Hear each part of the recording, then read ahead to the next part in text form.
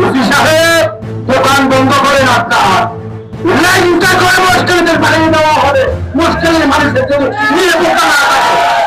মহেশখালী থানার ওসিকে বিবস্ত্র করে এলাকা ছাড়া করে দেওয়ার হুমকি দেওয়ার ঘটনায় সেই বিএনপি নেতার প্রাথমিক সদস্য ও দলের সর্বস্তরের পদ স্থগিত করেছে কেন্দ্রীয় কমিটি। বৃহস্পতিবার বিএনপির জ্যেষ্ঠ যুগ্ম মহাসচিব রুহুল কবির রিজভী স্বাক্ষরিত এক প্রেস বিজ্ঞপ্তিতে এ তথ্য জানানো হয়।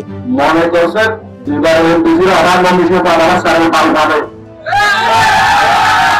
আমি বলতেছি প্রশাসনের আলমগীর ভাই নমিশন করে আল্লাহর কসম করে বলতেছে দেশ বিক্রয় করব।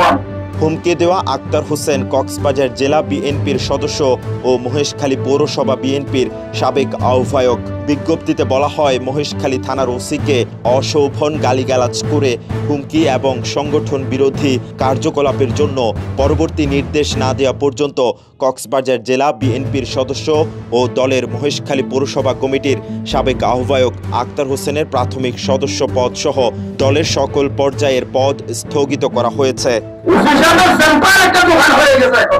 যে টাকা বেশি দেবে মামলা টাকা নেবে।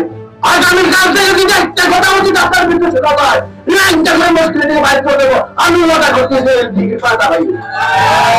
বসুন্ধরা টিস্যু অশুদ্ধতার বিরুদ্ধে এক বিন্দুও ছাড় নয়।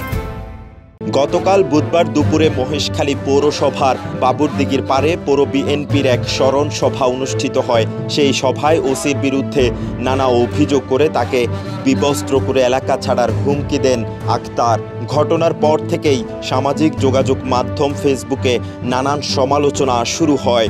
বক্তব্যে আক্তার হোসেন ওসির বিরুদ্ধে রাজনৈতিক পক্ষপাত, মামলা বাণিজ্য ও আওয়ামী লীগ ঘনিষ্ঠদের সঙ্গে আতাতের অভিযোগ তোলেন। মহেশখালীতে যে আমাদের একজন নেতাকে যে বহিষ্কার বা শোকজ করা হয়েছে তার থেকে শিক্ষা নিয়ে আগামীতে যেন কেউ কোনো স্তরের নেতা কর্মী দলের গঠনতন্ত্র এবং দলের শৃঙ্খলা ভঙ্গ না করে, দলের ঐক্য যেন অটুট রাখতে পারে, সেজন্য সকলকে এখান থেকে শিক্ষা গ্রহণ করার আহ্বান জানাই। দলের সিনিয়র নেতৃবৃন্দর বিরুদ্ধে এবং উসি মহোদয়ের বিরুদ্ধে যে রকম কুরুচিপূর্ণ আচরণ করেছে আমরা তাও মোটেও আমরা কাম্য করি নাই। এটা দলের শৃঙ্খলা নষ্ট করেছে এবং দলের বানমূর্তি নষ্ট করেছে।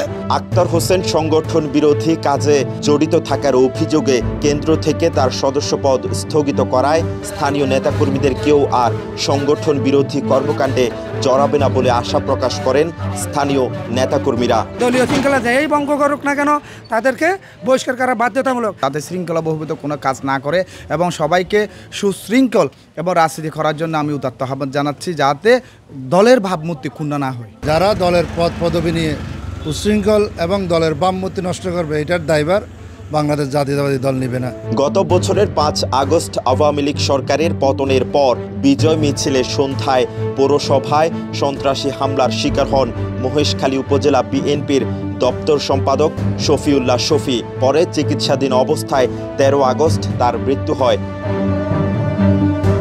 কক্সবাজারের মহেশখালী থেকে রকিয়তুল্লাহর পাঠানো তথ্য ছবিতে মেহরাজ হোসেন, কালের কণ্ঠ, চট্টগ্রাম।